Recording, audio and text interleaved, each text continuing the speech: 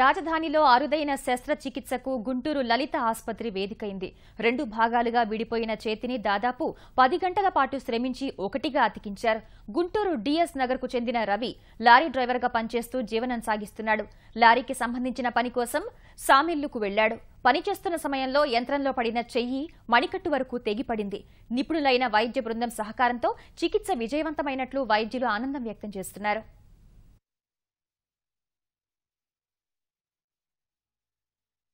ఈ హ్యాండ్ కంప్లీట్గా టోటల్గా 2 భాగాలు విడిపోయి మెషిన్లో పడి కట్ అయిపోయింది.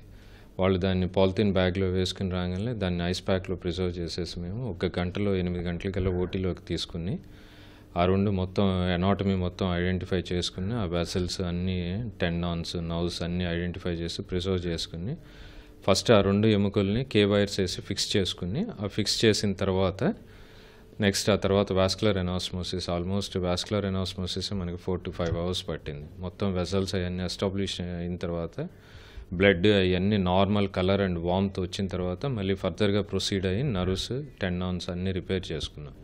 సో దాదాపు 10 గంటల వ్యవధి పాటు పట్టింది ఇది. సో ఆ తర్వాత పేషెంట్ సర్క్యులేషన్ అదంతా సాచురేషన్స్ అంటే ఆక్సిజన్ సప్లై హ్యాండ్కి మనకు 100% అందుతుంది. ఫింగర్ మూమెంట్స్ కూడా అన్నీ వచ్చినాయి. ఒక్క చిటికిన వేలు తప్పితే మిగిలిన అన్నీ కదపగలుగుతున్నారు.